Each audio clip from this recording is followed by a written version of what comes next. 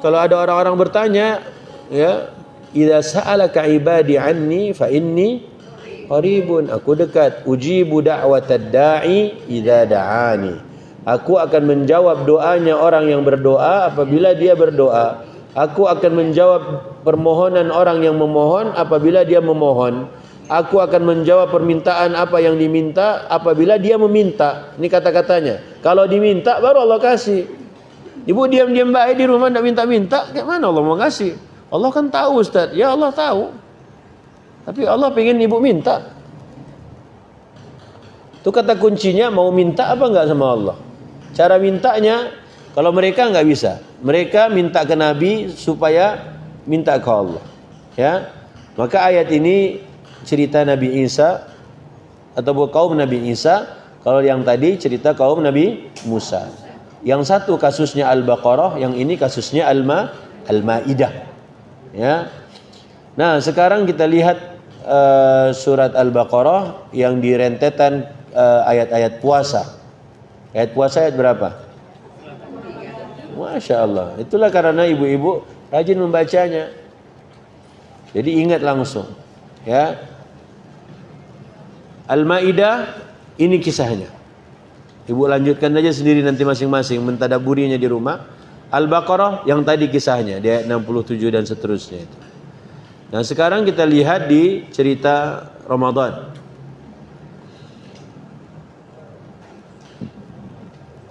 Dalam ayat-ayat Ramadan ini diwajibkan berpuasa, kemudian tentang Ramadan itu sendiri di ayat 186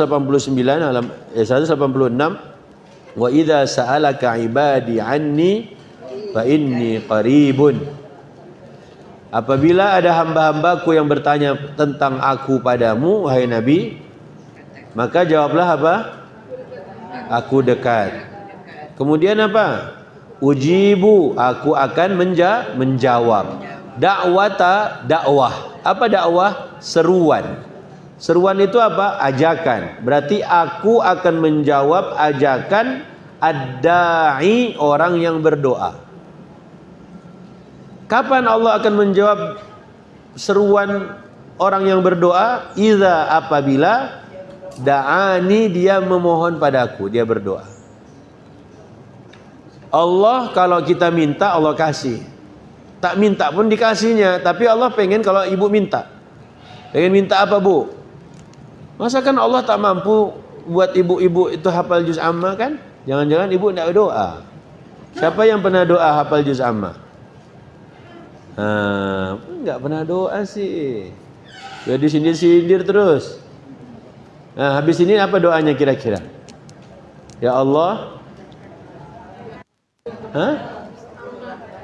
Ya Allah, mudahkanlah aku hafal juz amma, gitu aja. Udah. Ya Allah, mudahkanlah aku hafal juz amma. Tiap hari ibu diam aja. Sesudah doa tadi, kenapa diam? Allah sebenarnya mudahkan, cuman ibu nggak mau. Dibiarkan ibu nggak ada yang ngajak pergi ke mall, ya.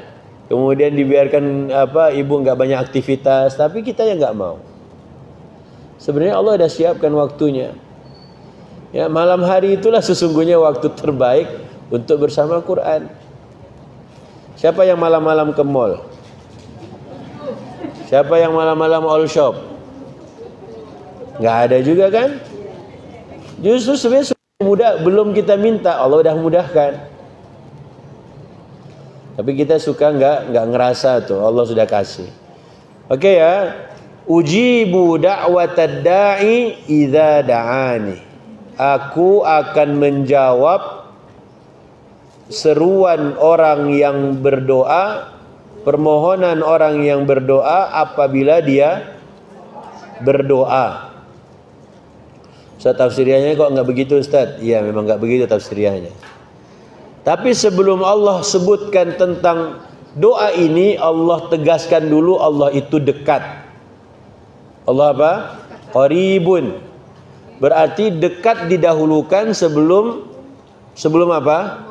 Sebelum mengabulkan doa, permohonan. Allah dekat enggak, Bu? Kalau Allah dekat, kenapa teriak-teriak? Makanya enggak perlu teriak-teriak. Kalau Allah dekat berarti kita rasakan kedekatan Allah. Masakan ada orang yang tahu Allah di dekat dia tapi dia bermaksiat.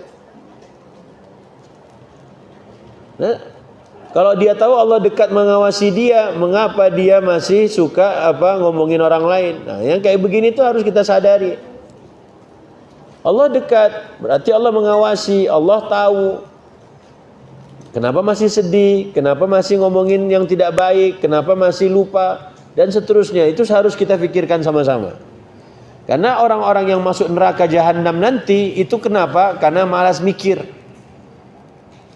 Penghuni neraka jahanam itu yang membuat mereka harus ada di neraka jahanam gara-gara apa? Siapa yang tahu? Allah kasih hati tak digunakan untuk memahami Quran. Allah kasih mata tak digunakan untuk baca Quran. Allah kasih telinga tak digunakan untuk mendengarkan Quran. Surat 7 179. Itu jawabannya. Pengen masuk neraka jahanam, Bu? Enggak mau? Buka surat Al-A'rafnya. Walaqad dzara'na li jahannama katsiran minal jinni wal insi. Kata Allah, sudah kami pesankan, booking. Surat Al-A'raf surat 7. Surat Al-A'raf surat 7 ayat 179. Ibu mau baca terjemahannya? Bu Nur mau baca. Manusia dan jin yang banyak itu kami sediakan untuk masuk neraka. Nah, coba Allah udah siapin masuk neraka jahanam. Bukan neraka yang lain. Neraka udah nomor 1 dan nerakanya. Neraka apa namanya? Apa yang membuat mereka harus masuk neraka jahanam? Lahum qulubun, lihat, lahum qulubun la yafqahuna biha. Mereka punya hati tapi mereka tak gunakan untuk memahami ayat Allah. Faqihun, fiqhun itu memahami, mendalami. Hatinya enggak dipakai sedikit pun untuk memahami ayat Allah. Bu, alam naj'al lahu 'ainain, apa artinya? Ayo, Bu. Alam naj'al lahu 'ainain, apa artinya? Cuman 2 orang aja yang tahu artinya.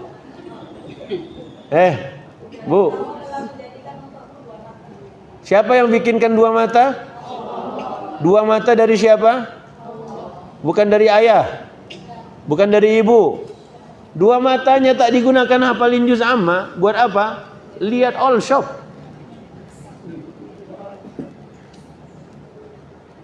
Allah bilang, siapa yang bikinkan 2 mata buatmu?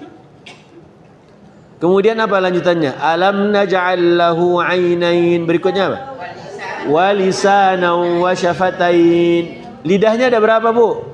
1. Bibirnya ada berapa? Siapa yang bikin? Buat baca Quran, hafal juz amma atau buat ngegosip?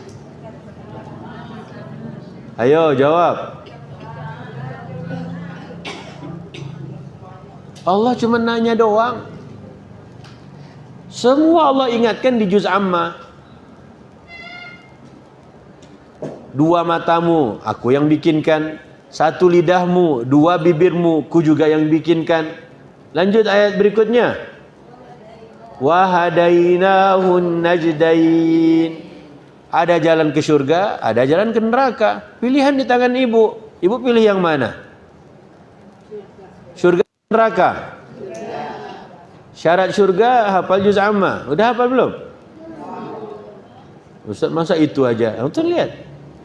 Kalau ada yang suka protes, suka ngeles, suka nanya balik, itu mirip betul sama iblis. Karena Nabi Adam gak pernah menjawab. Ingat gak waktu Nabi Adam bersalah dulu itu? Nabi Adam waktu dia bersalah, melanggar, dia ngomong apa ke Allah? Gak ada omongannya yang keluar kecuali Rabbana zalamna anfusana.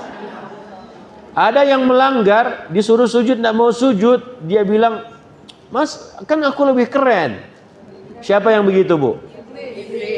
Ada manusia di kita kayak begitu, lebih mirip ada dengan iblis daripada ayahnya sendiri. Makanya pelajaran yang bisa kita ambil, Nabi Adam ketika salah dia nggak ngeles sedikit pun. Kenapa ibu-ibu nggak hafal juz amma? Ustaz, ini yang gitu nggak ada mirip-mirip Nabi Adam. Dia tahu diri, ya Allah, Ustaz itu kan kalau setiap masuk kajian Selasa pasti juz amma aja terus. Dia dalam hatinya, ya Allah, insya Allah Ramadan besok saya udah hafal juz amma. Begitu, Bu. Ini udah tahun ketiga, tahun keempat nih. Ramadan tahun keempat diingatin juz ammanya. 4 tahun, Ustaz ya. Kok kami tahunya baru tahun ini, Ustaz? Sekalinya menjawab, nggak ada mirip-mirip Nabi Adam. Mirip-mirip siapa? Karena iblis itu dia bilang, kan aku lebih baik. Itu lihat, dia bukan mengakui kesalahan, tapi merasa dirinya lebih keren. Itu pelajaran penting. Untuk apa cerita itu harus kita ketahui supaya kita jangan salah. Makanya anak-anak ibu lebih suka yang mana, Ibu? Anak ibu yang ibu nasihatin dia diam atau yang ngebales?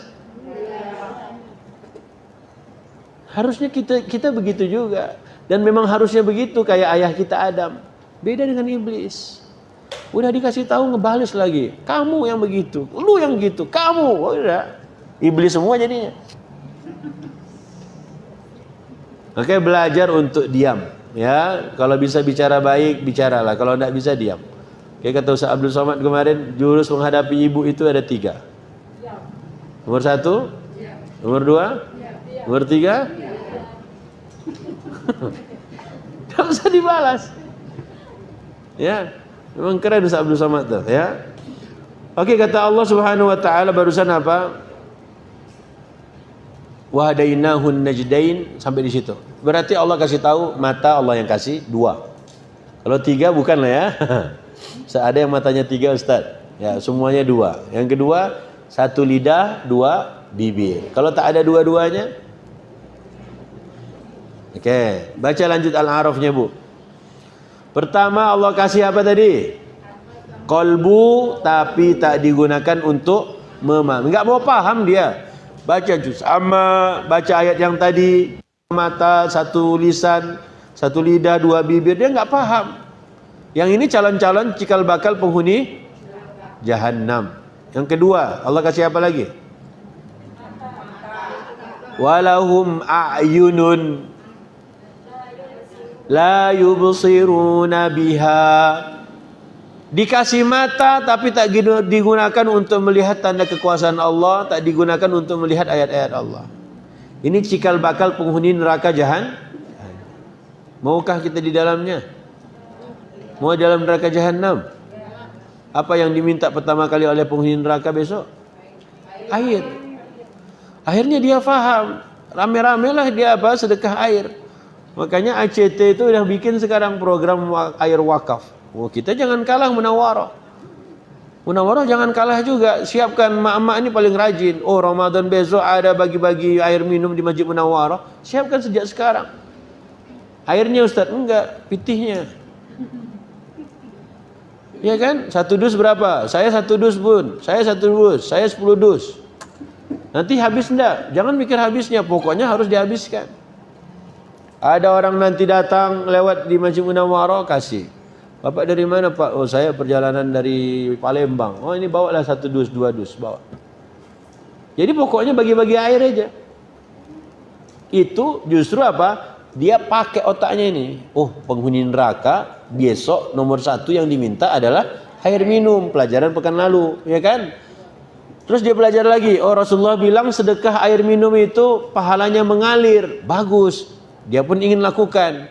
Gimana caranya? Oh, lewat Masjid Munawarah. Cari ketuanya. Bun, kita bikin program begini, Bun. Begitu caranya. Jangan diam-diam aja.